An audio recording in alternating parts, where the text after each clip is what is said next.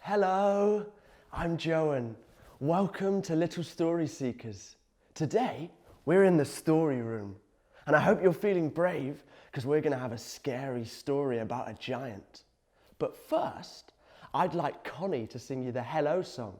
Take it away, Connie.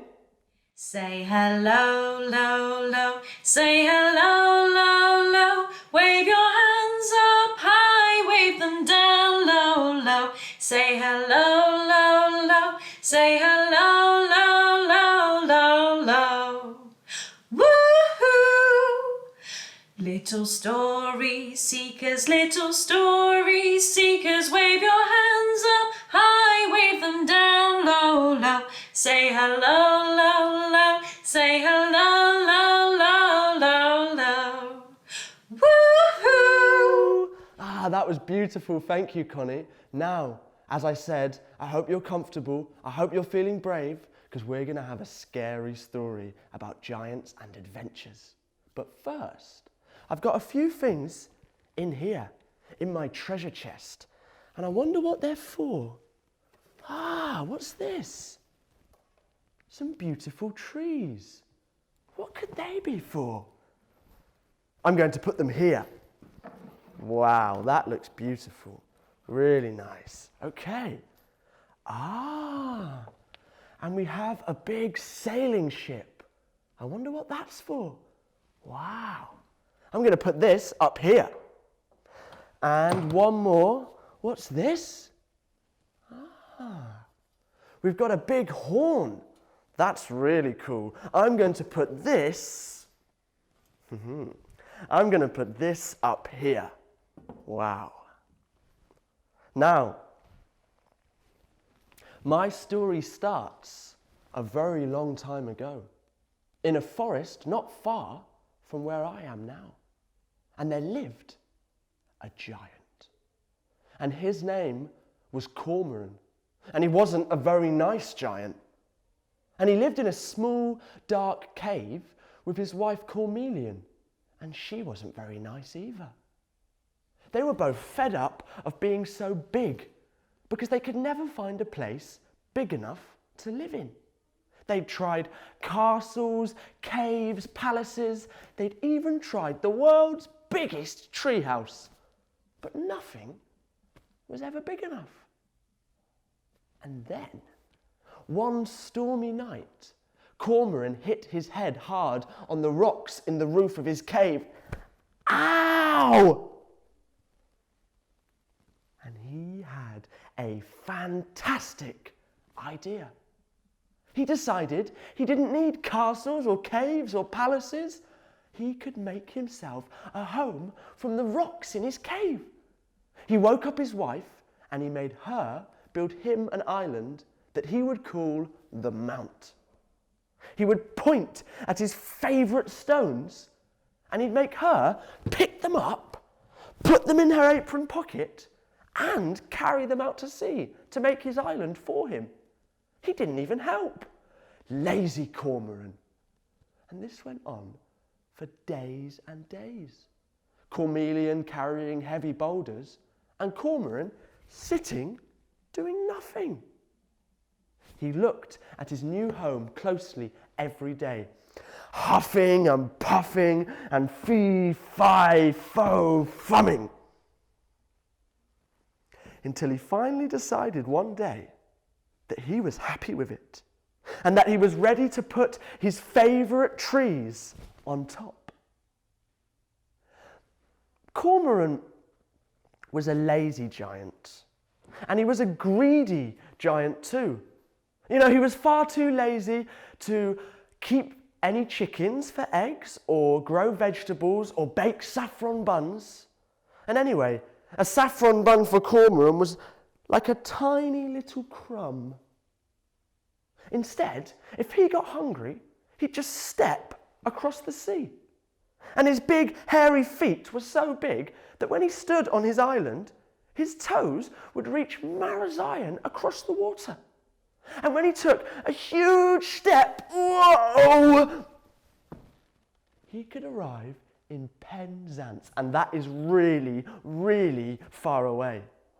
And when he got to these towns and villages, he'd steal other people's food.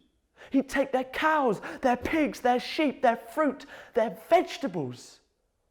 He would even crouch down, tear the roofs off their houses, and he'd reach in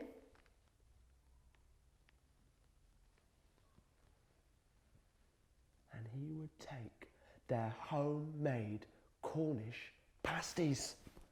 Greedy Cormoran! Everyone was terrified of him. His footsteps were so heavy they would shake the sea and land when he was close. But there was one boy who wasn't scared. His name was Jack, and he was only this big. But he was really, really cross. Cormoran had stolen his family's supper too many times. He had a brilliant idea. And before you could say, Cormoran's hairy feet, he was off. So he crept out of bed, out of the house, and he tiptoed through the village. He got to the harbour and he found his uncle's fishing boat, which he sailed out towards the island. And he got there, tied it up, and he crept up the hill towards the giant's favourite trees. He did have to stop a little bit lower down though, because he could feel the great strong wind as the giant snored.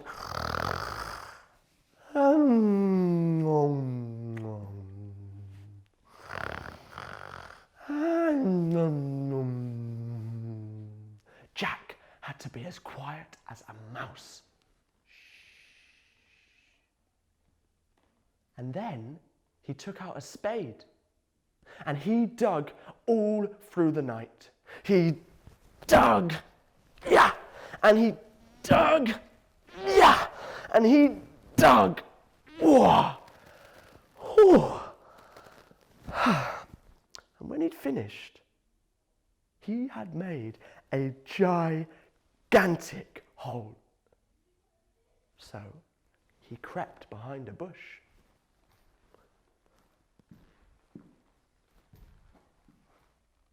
And he got out a horn. He took a deep breath, the deepest breath anyone had ever taken before, and he blew so hard that it made a sound that shook the trees and woke the giant, who jumped to his feet and thudded towards Jack. Fee, fi, fo, fum. Cormoran was so angry he wasn't looking where he was going. And when he reached out his big, bony hands for Jack, oh, he fell into the hole that Jack had dug. Oh! Ow! Jack was so excited. Yes! He jumped up and down and he shouted and laughed as loud as he could. But it was so loud that it woke up Cormelian, and she looked at the hole, and then she looked at little Jack, and then at the hole, and then at Jack again. Jack was so terrified that he shook with fear and crept back behind the bush. Cormelian leant back, opened her huge mouth, and she began to laugh, just like Jack had done. She'd never liked Cormoran the giant. He made her steal from hungry villagers and carry huge rocks and boulders. She put her whole face in the hole that Jack had dug and she yelled, "You'll never get out of there, silly! Everyone knows giants can't climb." Thank you, Jack. You're a hero. Jack and Cormelian became the best of friends. And now, some people say, if you listen really carefully, like this, you can still hear the giant huffing and puffing and fee-fi-fo-fumming.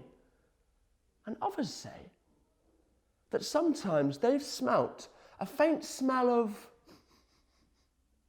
saffron buns coming from the hole on the mountain in the morning, because the giant has to cook for himself now. But I think it would be best if you paid a visit to the mount and found out for yourselves. Thank you, everybody. I hope you enjoyed listening to that story as much as I enjoyed telling it. Wow, Jack's brave, isn't he? And Cormelian turned out to be really nice after all. So, I hope you've enjoyed that. I hope you're feeling brave and ready for an adventure yourselves. I think if you are feeling brave, then you should read this. And this is a book that's about another brave young child and another scary monster, but this one's from the sea. And it's called The Ballad of Megaw by Judy Scrimshaw, and it's fantastic. I loved it. I really hope you've enjoyed this story. Thank you so much for listening. And now, I think Connie should sing the goodbye song. Take it away, Connie. Thank you. Bye. Say goodbye, bye, bye. Say goodbye, bye, bye. Wave your hands down low, wave them up high, high. Say goodbye, bye, bye. Say goodbye, bye, bye, bye, bye. Woo-hoo! Little story seekers, wave your hands down low, wave them up high, high. Say goodbye, bye, bye. Say goodbye.